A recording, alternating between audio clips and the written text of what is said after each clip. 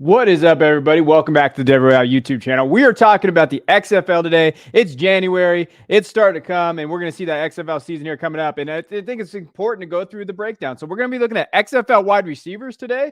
We've already done a quarterback breakdown. We did the running back breakdown. We're going to go over the receivers, the supplemental ads that we had, the team grades that I have for them right now, and just overall who you should be watching in the XFL. So if you're excited about the season like I am, hang around after the intro, and we'll dive into the teams.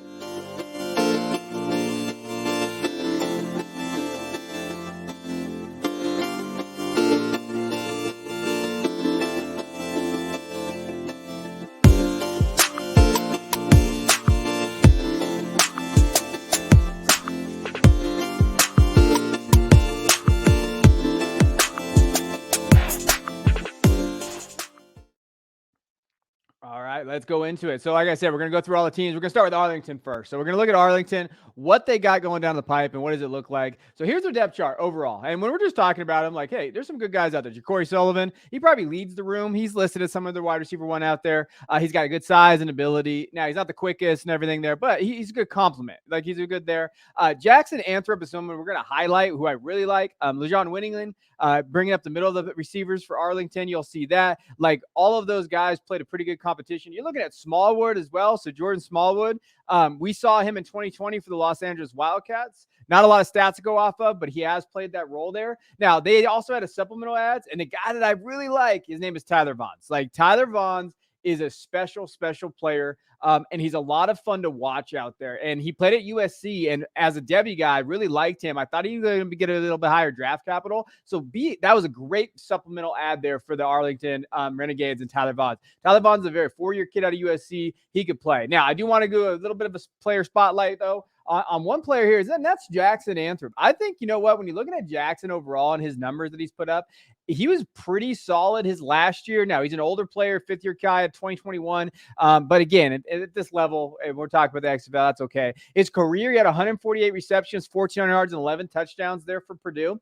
And overall, he was a very solid prospect. And I think the thing with Jackson that separates him a little bit, I think he has experience in Brahms' air raid system, and he's coming over into this system, which is an air raid as well. So be on the lookout for this kid. If you're playing in DFS or fantasy or whatever the case may be, Jackson is one of those players that you should be watching moving forward. Now, as far as team grade, I'd probably give him about a B-. I think they're lacking that physical, like, upside weapon. I do like Corey Sullivan. I like Jackson. I like Tyler Vaughns, but not necessarily something that you're like, oh, wow, like that pops off talent. I think they have a collection of talent that they're trying to build there. But overall, like, I like them, but I'm not with the talent that still is in this league, that I think some receiver grades, like we're going to get into, I would put them around a B- for that area. Now, let's get into DC. Let's talk about what DC's got and what are they looking at. So here's their depth chart. And when we're just looking, going over, like, overall, like, some names that pop off probably that you know of when we're getting into kind of areas there. Now, you need to know about, like, their offense. We talked about Eric Dungy going to be there. Running backs, Abram Smith, first pick. I really like their running back room. And then they flip it around into this receiver room. So when we're looking at the receiver room here, their first receiver taken was Jaquez Ezzard. Now they selected him the final pick in the second round. So obviously they like him. He's a slot receiver. So we're going to dive into what that is. When you're looking at this, XFL, CFL veteran, Katie Cannon is there. So he's played a role. He's got speed, quickness, veteran, like that veteran leadership there. And then former XFL receiver Jazz Ferguson is also there. So he spent time in the spring league for the Generals. He's a big guy, 6'5", 223. So overall, pretty solid. Josh Hammond, he was at Florida. He had over 1,100 yards receiving, 6 touchdowns there. So I thought they did a pretty good job when you look at what they added in the draft. They have one supplemental ad, that's Josh Lehner from the previous supplemental draft that we have there. But the guy I think we need to highlight is just Jaquez Ezzard. Like, you know, when you're looking at what he can do, he was a very solid prospect. And overall, just looking at him, slot receiver out of Sam Houston State, and he's got a speed that can't be taught in this league, especially that speed. Like, look for him to be that. He's going to also probably be a little bit of a punt returner, maybe kick returner if he gets in there, but he's definitely going to be a punt returner, as you see there. And in overall, like, you're just looking at him, he's very productive. At Howard, he had 1,000 yards. Sam Houston State, 800, 600 yards. Punt returns, like, you look at that, he had 300 yards punt return in 2020, 204 in 2021. So I think that he's going to just be their weapon. They're all around useful guy that's going to be back there. I love that pairing that he's going to have with Eric Dungy and those guys that have been playing quarterback, wherever that's going to be. Abram Smith and Raquel and Puka. This is also why I mentioned Puka in my last video when I was talking about the running backs, going to be used probably as a receiver as well. Puka Williams, a running back. So interesting area here for DC. Now, I'm going to give them a B+ because I think they're very solid. I think they're solid throughout. I think they have definitely playmakers around. They got big skill position guys. Like, give me very solid draft from the DC. Now, let's jump over here. So we're looking at Houston and what they're doing, the Roughnecks. Remember, just to go through, Cole McDonald's there, Brandon Silvers, Caleb Ellaby, like quarterback-wise, running backs. We talked about those guys. I talked about Max Borghi. Now, when we're going to the receivers, here's their depth chart here, and then we're going to talk about it. A lot of guys. So they picked up a lot of dudes in this draft, and we're talking about them. And I think one of the biggest things is Cedric Byrd is going to be there. And we talk about Cedric.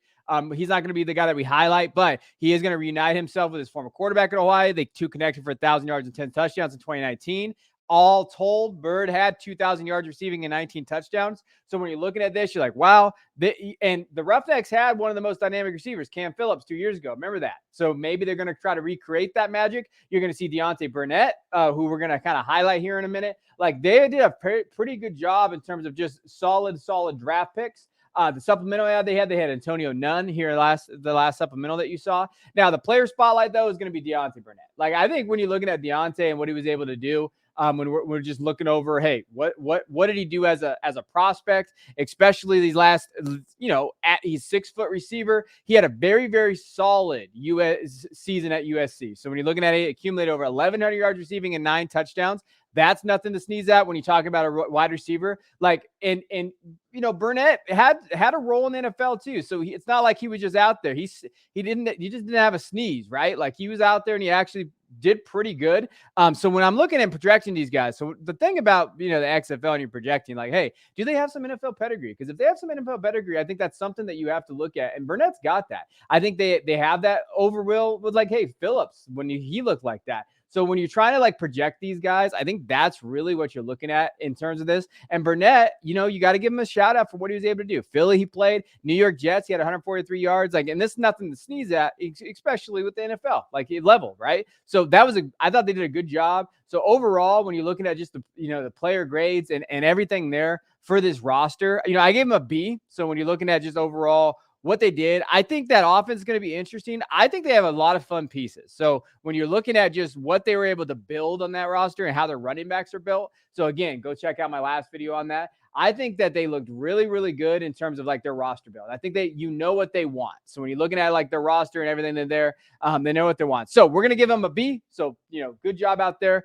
We're going to flip over to the, Orlando Guardians now. So what are we doing with Orlando? So let's take a look here and see what Orlando's got moving forward and what their depth chart look like. So a lot of guys as well. So when we're going through these guys and talking about them, you should just know that they got a lot of guys. Cody Latimer, Charleston Rambo, Stephen Goodry, Andrew, Dantes Beard. Like, they got a lot of dudes out there. And Cody Latimer has a good chance to earn that probably. He's got most of the professional experience on this. Played with the Broncos and Giants, so he did have that. Goodry is a 6'4" red zone target. He had 8 touchdowns at Mississippi State. Jamil Stonehill has been impacted at the FCF and the TSL. He has success in spring leagues. Now looks to make an impact there.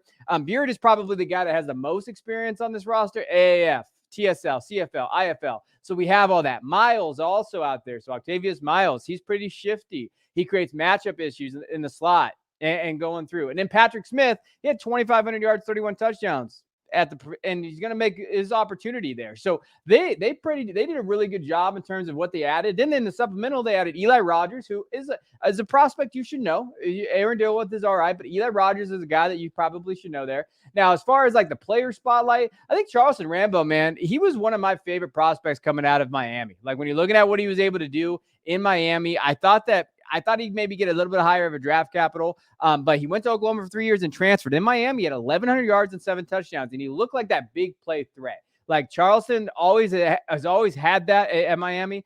He spent a little time with the Panthers and going through here. Now he's going to get a shot here. So when you're looking at overall, Rambo is a very, very solid ad. I give him a B. I think that maybe that's a little harsh just in terms of like the amount of value that they had out there and what they were able to add on that roster. But overall, like they did great. And I think I want to see Rambo. The reason why I put Rambo on my main graphic is just because he was a kid that I really thought would have had a better role when we're talking about the NFL and what they were doing. I think he didn't get a very fair shot in terms of, what he can accomplish as a professional player. So that's the guy I would highlight. Like if he can come in and like really set a role and have that role on that team, that's a player that you definitely all should watch. I'm very, very excited for him, and I'm hoping that he can step up. Now, next team here, San Antonio Brahmas. When we're talking about San Antonio and what they were able to do in this draft and what they were able to grab, we talked about before, they have a ton of quarterbacks on this roster. They really probably highlighted that wide receiver room the most. And they grabbed a lot of Tampa Bay Vipers from 2020, Jalen Tolliver, Patrick, and all these other groups. So let's take a look at what their receiving room looks like and go from there. So Jalen Tolliver's there, TJ Vasher as well, Terry Wright. So we're going through all these guys and we're seeing these guys, Kendrick Rogers, Travis Johnson, all these dudes in this area that you have to see there. Again, very solid players. And then they kind of have a type here. So Rogers, decent enough time at Texas A&M when he was there, 6'4", at 204 pounds, those type of thick guys. Terry and Travis Johnson, the same thing. Not a ton of yak in this group. So when we're talking about like yak ability, those quick guys, that's not what they were going for here for San Antonio. Now, if we're going to spotlight anybody, when we think of who we're going to grab, and they did not get anybody in the supplemental, it's got to be probably Tolliver. He's probably their best option, their best player at this point. With what they have. And just overall, like he was in the CFL. So one thing I wanted to highlight, I know some people had asked me like, hey, what can you highlight about the CFL? At Edmonton this last year in 2021, he played in 12 games. He had 29 catches, 383 yards, 4 touchdowns. So when he was out there, hey, he had that ability. So that's probably their best guy when we're talking about just size, frame, what they're going to try to do, where the target's going to go. San Antonio's going to go there. Overall, though, I think the yak ability and the lack of like playmakers in space really worries me about this team. So my grade is a C+ for this area and what they have. All right, next one, St. Louis Battlehawks, which is my favorite team from 2 years ago because I just love everybody on their roster. Let's take a look at their wide receiver depth and what they got. So they got Marcel Aitman, Darius Shepard, Jamarcus Bradley, Austin Prohl. You guys got to know that name when you're looking out there. Marcel Aitman, he was a beast when we talk about what he did at Oklahoma State. We're going to get into him, though. Second wide receiver drafted was Jamarcus Bradley. He had some time with the Browns. Bradley should be able to kind of fill nicely as that third receiver. You have Austin Prohl out there. Ricky Prohl is his dad. He's going to probably win that slot receiver spot. He's got some experience in XFL too. So you're looking at that. Deontay Dye as well. Like they have a lot of probably experienced guys in this roster from when you look at it. Like, and overall, you could tell they had a plan. Supplemental ads, Hakeem Butler. Fantasy managers know that name. Hakeem Butler. Nyquan Murray, so Butler's maybe a name to watch as you go through. Overall, though, like if we're talking about, the player to watch, Marcel Aitman, like what can he be moving forward? When you're looking at like just the stats that he's put up, we know kind of the area. We played in Oakland, 154 yards, 2018, 116 in 2019. You're looking at it, college football though at Oklahoma State. He was very productive that last year. He had 1,100 yards, 8 touchdowns. Big kid, big size, big frame. Like Marcel Aitman for me is the guy that you need to watch. Overall, though, team grade, for them, you're looking at a B. I think they're pretty solid overall, just with what they added, what they have on that roster, and the size. And I think they're underrated too with Prohl and those guys there. I think that's the name you should be watching. All right, let's go over to the Seattle Sea Dragons. What do they got? So let's look at their roster. We know Beninnucci is there, Steven Montez, and some other guys if they don't do. Their wide receivers. Hey, Kevin Shaw is there. Ja'Cour Pearson is there. We're talking about Jalen Redd, Ron Green, Damian Willis, Tavion Cunningham. So we're going through all these guys and just looking what they were able to do. Kevin Shaw was technically the first player selected by the Dragons in the 23 draft because the quarterbacks were assigned. Shaw was at Liberty. He had kind of that rise under Hugh Freeze. He averaged 27 grabs per season, catches with the Flames, and that was enough to land him kind of action with Chicago. So we saw that. We're gonna get into Jalen Redd, and we're gonna highlight him here in a second. But like overall, not too bad here. They also added Josh Gordon, so our guy Josh Gordon's in the league. What do you think about him? Jordan VC is also, but Josh Gordon was the big name in the supplemental draft. He's probably going to go play. What was Josh Gordon going to look like? I think that's intriguing. That's good for the XFL to grab someone like that.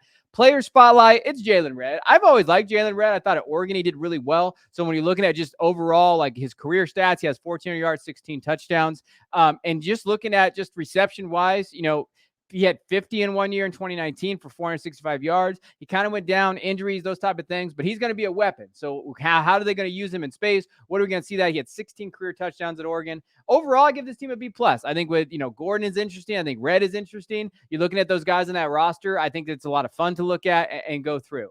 All right, last team. Let's get over to our Vegas team. So the Vegas Vipers, what do we have here? How do we look? Remember, we talked about Vegas Vipers and where they're at. Their wide receiver depth chart. So we're going through the wide receiver depth chart and what they with there. Martavis Bryant is the guy to kind of pinpoint.